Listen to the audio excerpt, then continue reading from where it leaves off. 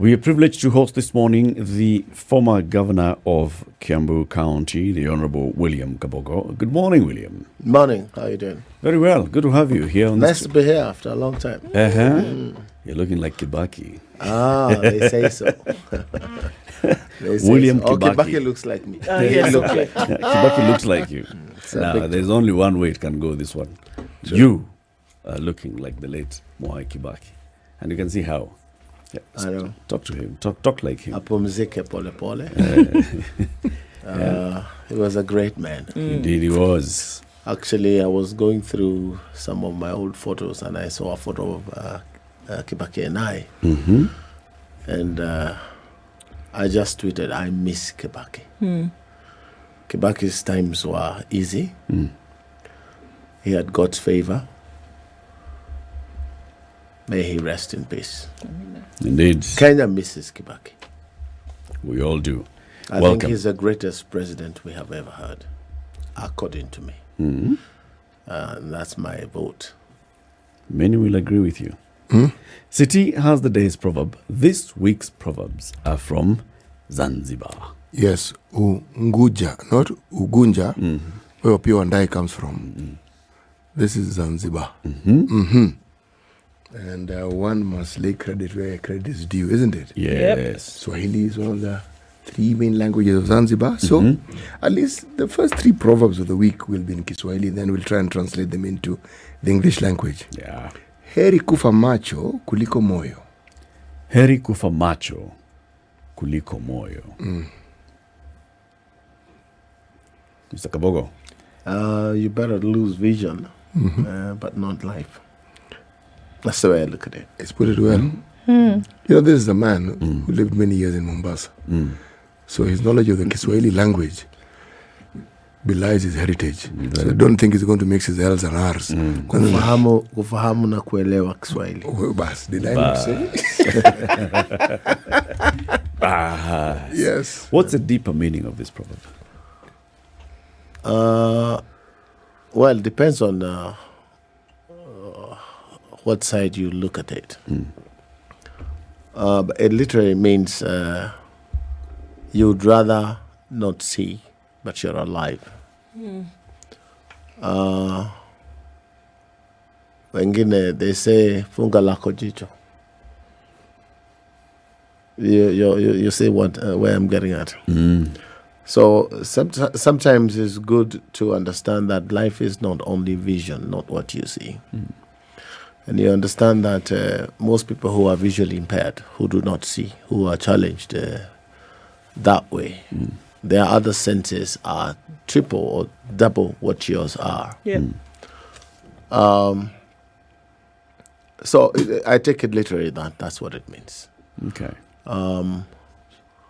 For lack of a better expression. No, you've done it well. A lot's happening in the country, William. You know, in terms of the economy, people's psyche, everything, and all that also is happening in Kiambu. There is a lot of conversation in Kiambu. We'll come to Kiambu. Let's start nationally. As a matter of fact, I never discuss Kiambu. Because every time you want to open your mouth and say anything about Kiambu, they say, oh, G-Trade lover, oh, this guy has failed, oh, this guy, you know all these things. And you're one of the 1 million voters of Kiambu. I am not a politician, and I say this many times, I'm not a politician. Politicians have that behavior, and unfortunately, we have very many of them in Kenya. I'm a leader. And once I'm done with elections, if I'm not in office, I'm done with it. There are better things to do other than just being in politics. As I said here before, and I'll continue saying, politicians think about the next general election. You can see the mood now. They're already talking 27. We're hardly 1 year after elections. But leaders think about the next generation. And by the way things are going here in this country today, there's a lot to worry about. Because it looks like it's just elections and elections and elections. Promises and promises and promises. As I was driving here, because I was on my way, then I turned around because it was supposed to be 9. So I was very much on radio. And at some point, I heard His Excellency the President say, we shall deliver on our promises. We are working on our manifesto, and we're implementing our manifesto. Hii kelele kidogo here and there, they can continue making noise, but at some point they will congratulate us. That may be so, or the intentions are good. But whether that will happen or not is a big question. I would rather action than words. We just see things are happening. Cost of living is coming down. That means cost of fuel comes down. Easy access to opportunities for all Kenyans. Kenyans earning meaningful life in terms of wage. Because with all the increase in prices, cost of living, and the Kenyan worker still earns the same. That's why you hear every 10 minutes a Kenyan loses a phone.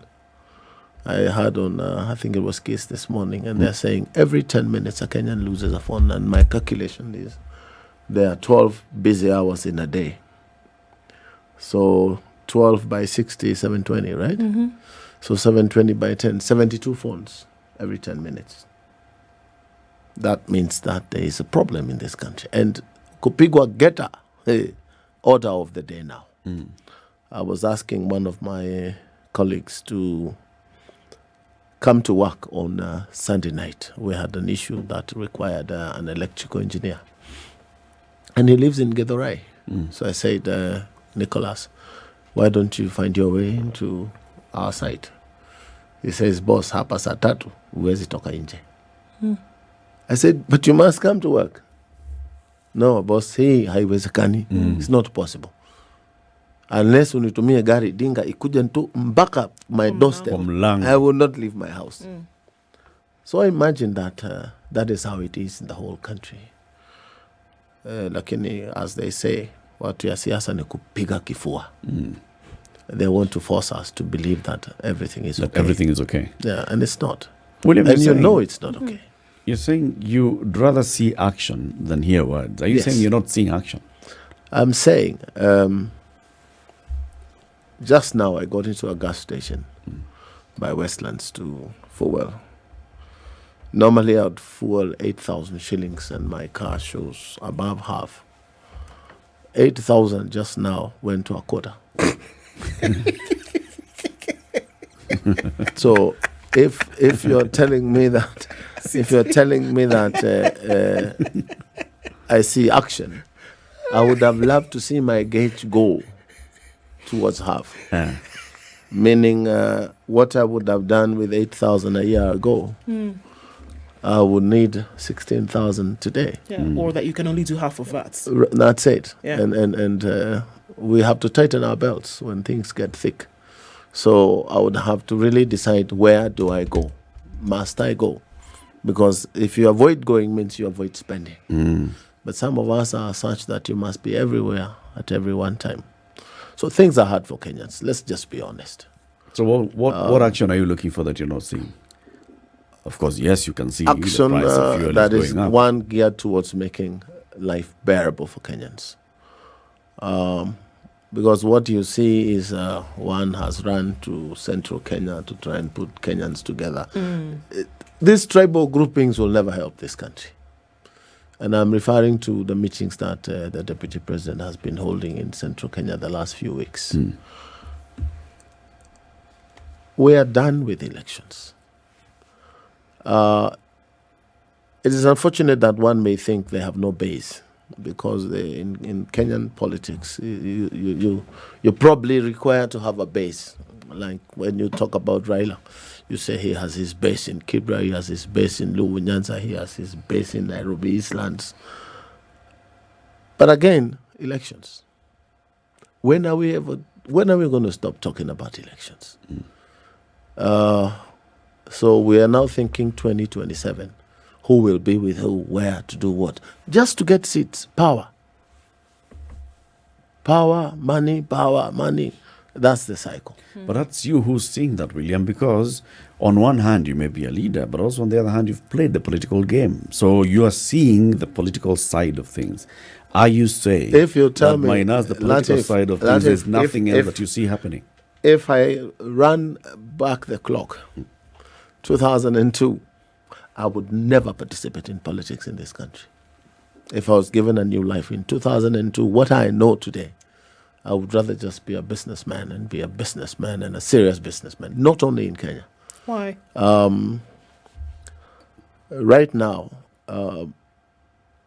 if you are to import anything that has steel, you will pay 3 times what you paid last year.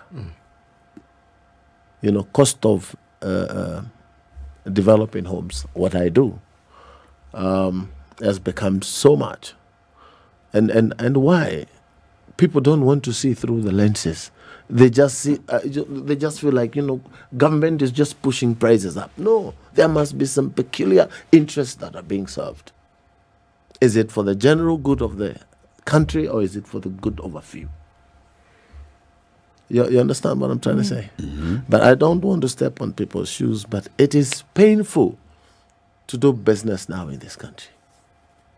I've been looking to diversify a little bit towards South Africa. And the only question that you worry about in South Africa is xenophobia. But otherwise, business environment is conducive out there.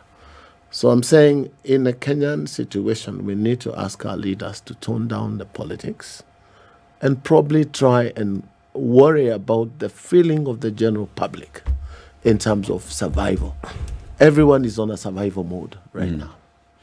William, I want to ask you a question. Yes. What you now know, there are people who are going into politics headlong and they think that is a serious career path. What is it that you now know that makes you reflect back? That, one, our politics is not about Kenya. It's about personal interest and how you can get rich quickly. That's it. That's it. That's what our politics is all about. I was reading yesterday that someone has bought a villa in Dubai for 270 million Kenyan shillings. Kenya shillings. Lovely. And from, when you read between the lines, it looked like this guy was zero, or this she. Is it a he or she? Nowadays, you never know. Let's say they were zero. They were zero. Yes. But you've managed to buy a flat in Dubai for 270 million. Where would you find that kind of money? What is this that you have learned at the age of 54 that you could not have done the last 54 years, but you've acquired some serious acumen, business acumen, to be able to make that kind of money? Well, you say it. One hears of people who, before the previous election, required soft loans from friends to simply get along and do what other people do by working. Without mentioning names. I cannot possibly mention names. I have given soft loans. 2012, 1 million shillings to someone. That someone today, Clearly has more money than you. not only than me, than anybody else. But that's a story. That's a story of another. That's a story of another day. You know, when I talk to people from Kiambu, and I have many friends from Kiambu, I look at the time when you are governor and some of the people who had some of the most vile things to say about you. Same people whom I've spoken to since. Yes. And I have been pleasantly surprised. Well, part of the reason is because I've told them that you're known to me and I've known you for a long time. Yes. And said, that man set up systems. We knew who did what. There were structures. That's it. Kembo was organized. Yes. I said it was. So then what happened? The reason I was given was, you know how politics is. I said, no, actually I don't. Explain to me, how is politics? Because you're saying this now. Was it not visible then? Why am I saying this? To make you feel a little good about yourself, but also the question I asked initially, you see, this idea of people wanting to make as much money as they can for themselves There is a provision here that I have to consider. They seem to think that the way they go about it is a free fall and they'll never be held accountable. True. That is why they seem to head in that direction in droves. Now, I am of the view that the day of reckoning is not far. That is my view. Something happens in this country because, one, I avoid talking Kiambu, but at the risk of looking like a jilted lover, Which you're not. to make a country grow, things need to happen. Systems need to be in place. And government will always change. I want to tell my friend William Ruto, a day will come he will not be president. A day came, Kenyatta is not president. Yes, he is not A president day came, anymore. Kenyatta, Yes. one died, and that's the one person, Yes. those of us who are young, one didn't envision Kenya being without Kenyatta. That's it. It happened. So, power is transient. If we want to grow our country, we must be serious about what we do. And we must be moved by the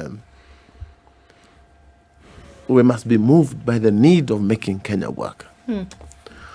But as I said earlier, from those that we elect, and I was listening to PLO giving a talk somewhere in Ghana about saying that we are our own problems because we elect people who cannot help us, people who cannot lead us to where we should be. I did systems, yes, as you say, in Kiambu. Everything was working perfectly okay. And number one was to eliminate handling of cash. Yes. We needed systems, money to be paid in a system, not in people's pockets. That is the context, because they talked about the amount of revenue Kiambu used to raise Yes. in your time. We moved the revenues from 700 million a year to 2.8 billion. Not by adding any taxes, by making sure that theft is reduced to almost zero. If I had done a second term, probably Kiambu would have been the first self-sufficient or self-funding county in the Republic. And it is possible to happen. When I went in, we found that a bottle of water, 300 ml, the county was buying at 300 shillings. 3 times the price of fuel then. Water. Sugar, I think 400 shillings. Doom, I don't know for what purpose. You know all these things. And when I saw that, I said, oh my God, how can this be? What did I do? I stopped entire purchasing. I stopped it. I said, for 14 days, we are buying nothing. I send people out, go to Nakumat, go to Quickmart, go to all the supermarkets, get me a price list of all these things, and find a mean price for everything. I convened a cabinet quickly, and we said we are not purchasing anymore the way we do. We must purchase from these supermarkets, and the highest price we pay is the mean that we have found among supermarkets. Because if Nakumat sells water at 40 bob, it means they're making some money. So why should we pay more than 40 bob? What happens? Everyone disappeared. All the suppliers. They all disappeared because they were no longer going to make the kill. And there is where we started. Where are the quick fruits? What can we reap quickly? By stopping CFOs from going to a bank to collect 10 million shillings for interest. Do you think the same can be graduated to a national level? It can be, yes. Because is that what we're talking It about is now? the Because- will, but when you, in whose interest? This is how you look at it. If you stop a CFO from collecting 10, 20 million shillings cash from National Bank, you have stopped people from receiving cash. Yes. And these people are in those offices to make cash, not to make Kenya a better place. And this is the problem of our politics. As we take a break, William, did you, at the end of the first term of the county government of Kiambu, were there pending bills? I think we had pending bills of about 180 million, and that was bills that were spreading, projects that were spreading, or programs that were spreading between 1 and 3 years. It's always possible to have pending bills, but not excessive pending bills. Why would you have pending bills of 9 billion in Kiambu County when your annual revenues from Exchequer is about 7 billion? What is the logic? How do you incur money that you don't have? Government does not spend money it doesn't have. Yeah. Government does not have borrowings that they do in reserve banks to make programs happen. You budget what you anticipate to receive. So unless you tell me you are budgeting for 7 billion and you got 6, so you have a deficit of 1 billion to cover. It's just pure theft. You know, I understand that for a governor to collect money from potential contractors is easy. Float a tender.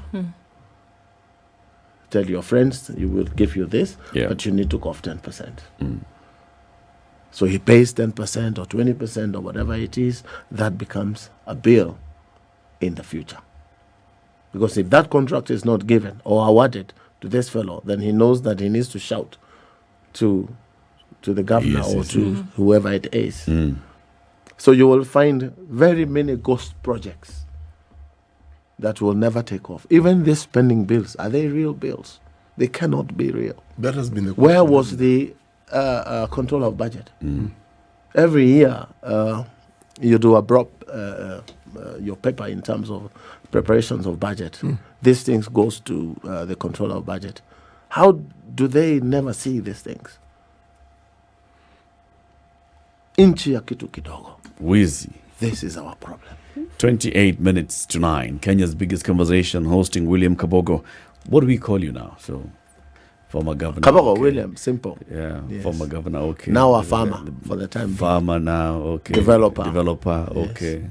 What else? And you know, I've seen things happen in this country from 2002. It's over 20 years of experience in terms of leadership, politics, etc. Experienced observer of the goings on in the country. Right Okay. now, there's a good project that the government is trying to Tell do. us about it after the break. Yes. Let's do this break.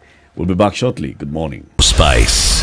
Things you mentioned that really sticking in my head here, and maybe you talk about the fact that Kenya's politicians are not there for the people of Kenya. That really it is for individuals here. And then we kind of see this whereby when we look at development, when we look at, the implementation of certain policy to make life better for Kenyan citizens, that doesn't really seem to take off as often as, or Let's as just much start. for us as we'd like to. So if we know, and I've said it often, Right. that leaders will often show you what they mean. You don't have to go beyond a word. Let's imagine that leaders, to start with, are MPs. Let's start there. Okay. You are elected to go and represent your constituents, right? Yep. It's not a secret that Kenyans are crying of cost of living. It's not a secret. And I'm sure even yourselves have felt the changes in your pockets in terms of expenditure and It's what profound. and what you need to do to get from point A to point B. But as this happens, what have you heard our MPs saying? Which one have you heard talking about the problems their constituents are facing? Unfortunately, none. What they tell you is that this is a global problem. And so suffer quietly because it's a global problem. I have seen today, it's like some of us may be happy that Israel and Hamas is happening because now they have said in today's paper, if you look, they're saying, it will get even worse now with Hamas and Israel. The effect of that war Yes. on our country. It may have an effect. I'm not saying it will not. But that is not the cause of our problems. No, it isn't. No, it's not. The president, as a man, may have good intentions, but all these people around him, what's their business? Do they do what is expected of them by Kenyans? And why I don't expect every other advisor around President William Ruto to tell him plain truth of what is happening. But when I listen to David and D, I'm like, good God. You're not telling us that, we listened to these pledges, and then he says mockingly, and you believed. Quote, and you believed. And the guy is still in office. As a leader, at the point where you were in office, because I often wonder that, there is the individual who speaks to Kenyans atop vehicles or wherever it is and says, I am going to do 1, 2, 3. Just give me an opportunity. I mean, you've done it. Give me an opportunity to lead you. And so we can speculate about what goes on in your head at that point. Now, let's move to when you are actually in the position. Do you expect Kenyans to hold you accountable for the things that you said that you were going to do, or for this position where you speak of where you would expect that the very rights, the very expectations of Kenyans will be the things that you do every day? Do you expect that Kenyans will hold you accountable? Because I often think the reason why... I expect they should. They should. I often think that the reason why we see this kind of behavior is that people in those positions will assume that Kenyans will not ask them about their goings on. So but they will also just they're continue asking to... Kenyan, what is in the mind of the asking Kenyan? We've made our politics such that if I go to the village and I can afford to dish 500 bob to everyone who comes around, then I don't need to be held accountable. My accountability is how much money I can dish in how long a time. And this, if it doesn't change, this is the culture that we are developing, and it will never change. Africa will never grow if this is the attitude of our voter. Surely, at the risk of when you have a governor in Nairobi who is elected on a popular vote, very popular vote, that has never run anything, has never run any office, has no clue what the governorship is all about, what is expected of you, where you derive your powers from. Right now, if you look at all the 47 counties, I'm sure governors believe that they are the apex authority. But the apex authority in a county is not the governor. It is that body, that committee, comprised of 10, including the governor and the deputy governor. How many convene those meetings? How many get to a table and they tell the governor, no, we cannot go this way as a county? How many? It is how much money the governor will move, how much money he will give to who. And this is a culture that I'm talking about in this country. It is painful to see these things happening. And it is possible to develop this country. It is possible. It can be done. So why doesn't it happen? Because, William, the things that you've said today, the difference between a politician and a leader, somebody who is not in this for themselves, somebody who is in this to benefit the people, his people, her people. If you listen to many of our politicians, many of our elected leaders, one-on-one, they will speak the same language. Yeah, they will speak, but do You they will do? hear them do they speaking do? the same do they language. do? Do they act? And that's the thing I'm asking. They speak, they act differently from what they speak. What is it that makes them act differently from what they speak? You want to be a populist to start with. You want to be elected next term. So they are driven by next term, next election. That if I didn't give a damn is if I was going to get the second term. I didn't give a damn. I did what I had to do. I made difficult decisions. I probably lost my seat because I was a threat to many, not because I didn't do what I was expected to do in Kiambu. Till today, you've had the issue of healthcare in Kiambu, the best. Till today. If systems were put in place and they worked, Latif, I would have allowed my son to go to hospital in Kiambu Hospital. If he had come to see me someplace in Kiambu and he got into a small accident and he needed Medicare, he would have gone to Kiambu and I would have been happy that he will be fine. Mm. Is it the situation today? You remember I kept complaining to Kidero. Make your hospitals, put medicine in the dispensaries. We are treating Nairobi people more than we are treating Kiambu. Mm. Well, Machakos, they bought, 20 ambulances, not to take people to their hospitals, to bring them to Thika and other places. You understand what I'm saying? Yeah. Mm. So these guys, it gets to a point you think you're in the wrong country. It gets to a point and you feel like you just want to move. Would you say the cost of doing business here now, as a businessman now, I speak not as a politician, is becoming so difficult to make ends meet genuinely as a businessman here. And if you go down south in South Africa, regardless of the xenophobia and things like that, because I've been there, you can start a business in South Africa in 4 weeks and you're up and running. Up and running. We are now importing from South Africa than importing from Europe because, one, the dollar.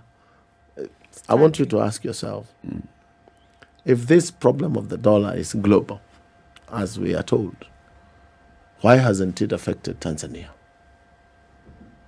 Why is there money supply, US dollar supply in Tanzania, in Uganda? Why is it that the shilling and the rand are still at 7.6? What is happening here with the dollar that we do not know? What is it? You tell me, I don't know. It's being hoarded. It's not complicated. The inflow of dollars is still the same. Kenyans abroad, or diasporas, you call them, are still sending money home, right? Yes, they are. But there is a shortage. To pay school fees last week, I could not send money to school in one go. I needed to wait 2, 3, 4 days to collect 2,700 pounds, 2,300 pounds, 2,000 per day. This has never been the case. Why is so there shortage? Is no supply. There is lack of dollars in the market. But there's still inflows, meaning money is not flowing out.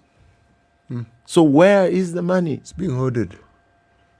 For how long? If it's hoarded, it can't circulate. The way money works, it has to circulate. If it's not circulating, and we know it came in, so where is it? So the law of demand and supply kicks in. So there is too many of us chasing the dollar. So the dollar becomes expensive. So somebody has made sure that there's a shortage, because then you benefit. When there's this shortage, the Kenyan shilling does what it does. You see, the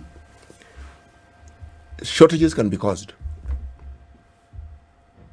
There's a question I want to ask William before we get to this dollar situation, and the dollar situation is a good one to dovetail from. There are those who philosophize and think about human nature, and they say that if you want to know the true nature of someone, give them a position of authority. Yes. Would you say that the positions of authority that our political leaders have give us a very clear picture of who these people actually are? Let me just give you another example. They say when you find a drinking person, man or he or she, they drink and get high. What they do and say is who they are. In vino veritas. That's who they are. In wine there is truth. So give a man power. Give a man money. And he will show exactly what he is. So that's it. You do not need to think, overthink, analyze. You can see. No. Same monkeys, same forests, but you expect different results. Amazing. So then are we saying that that's who we are as Kenyans? Because Generally, we generally, keep trying yes. different leaders. Generally, yes. We remove one leader, you bring in another one, and you're still in the same pit. You bring in other leaders at national level, at county level, you still find ourselves in the same Someone pit. told me a very painful thing to listen to, even to fathom, that sometimes you need a benevolent dictator to move from where we are to the next level. And I'm not calling Paul Kagame a dictator, but that is a good example of a country that has grown. You know this concept of 1994, Rwanda was 0. it was actually below 0. Today, Rwanda is on top in terms of growth of nations in the world, not in Africa, in the world. We tend to think our solution to our problems is democracy. And democracy has not worked. If it's not working in America, will it work here? I'm not saying that make me a dictator and I'll sort Kenya. If I were, Latif, I am telling you the You'd truth, sort I'll Kenya. fix it. I will fix it. Like now, the president has a very good idea about giving us homes. Yeah. It's important because shelter is one of the things we fought for. And it's a fundamental right, really. But how this project will be implemented, in my mind, is still a very big question. When you start a fund, you should be able to make regulations about the fund. How will it be administered? Yep. Okay, to be collected 3% or whatever it is of your basic pay, up to a maximum of so much. That is easy. How will you identify where the project will be done? How will you identify the contractor? What will happen if you project 7 years? What will happen to those who will have contributed in those 7 years, but have only contributed 20, 30,000 shillings over 7 years? So how will you relate that house to the contributor? You understand what I'm saying? The idea is great. Rwanda went the same road. And every other young person under the age of, I think, 41 or 39, then got a mortgage facility from government. And they now own homes because it's 20 years later. You understand? How many Kenyans will own homes?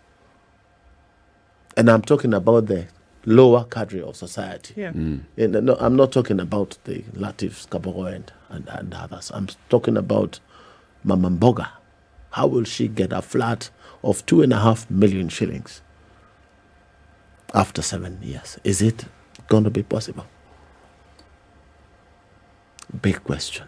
So And the president can come up with a good idea, but it must be a support system. it must be implements discussed and turned upside down like ugali to make sure that you have left no stone unturned in terms of how it shall be implemented and the effect of this project 10 years from now. At the risk of sounding negative, government has no business building homes. Government has no business building homes.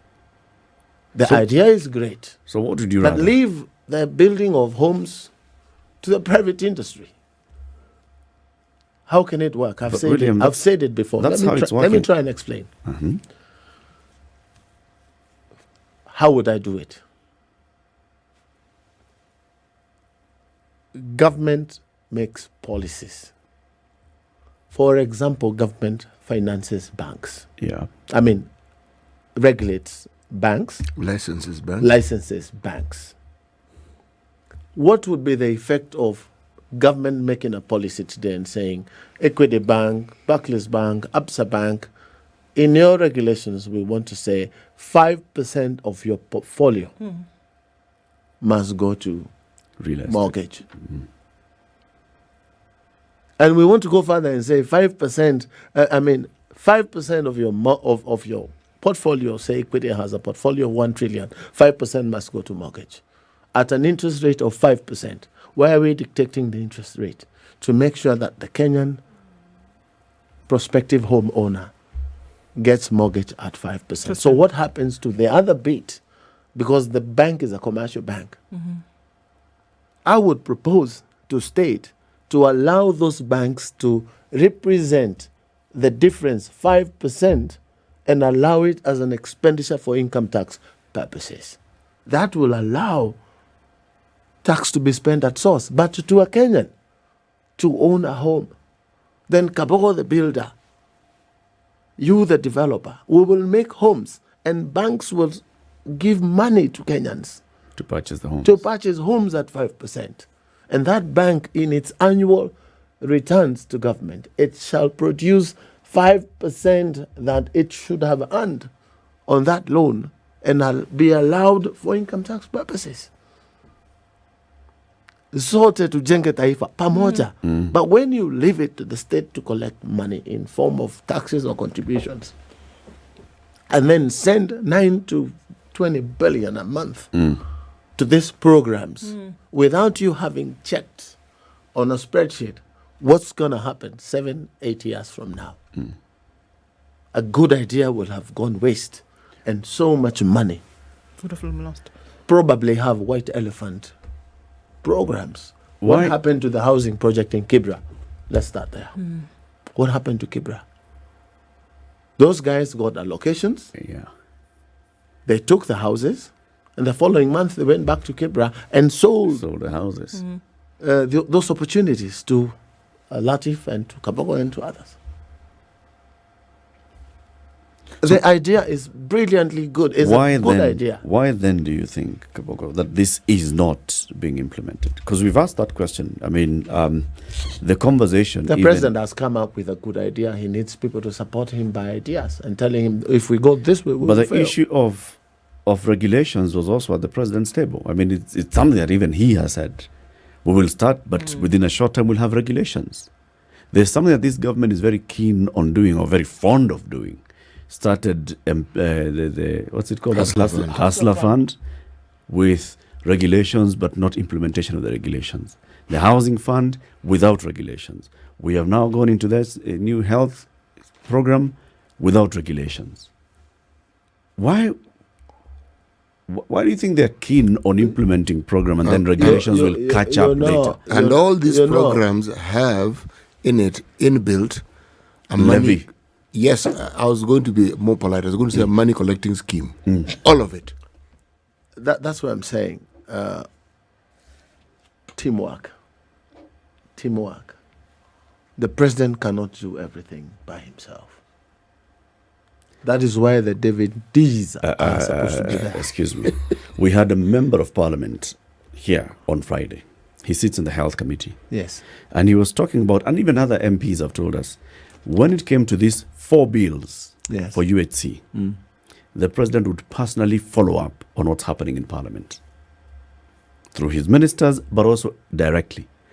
Where are my bills? Are my bills moving? If there's anything that's locking those bills, can we have those conversations? Can you discuss? Can you agree? But can we have the bills? So that by the 20th of October, I can launch UHC.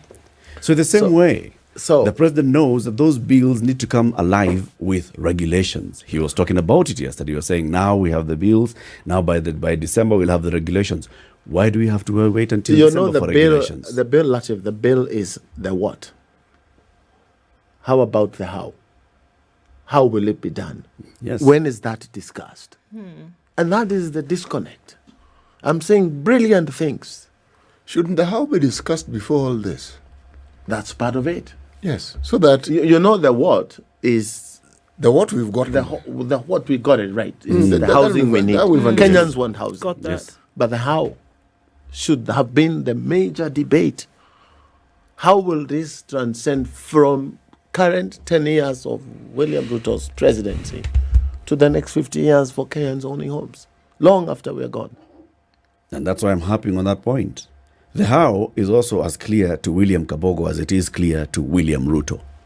Regulations and all. We're into how many months of the housing fund? and we still don't have regulations in place And for the money- managing the housing fund that's collecting billions every month. And new projects being launched. Yesterday he spoke did about you launching have a a new look- project did you in have a Dagoretti look- South. Did you have a look at the presentation by, was it Hinga, Yes, who did? Hinga actually came here. a number of He times. did some. Remember when he was really sweating? Yes. Why was he sweating so bad? It was a warm day. It's a It was a warm fact day in July. of the matter that he is not too sure about what he's saying. Let's take And, a I, break. I'm saying this from the bottom of my heart that the housing project is a Brilliant. is a But we won't start. Let's do the news first. It's 9 a.m. William Kabogo is our guest. Good morning. This is the Situation Room, the only way to start your day.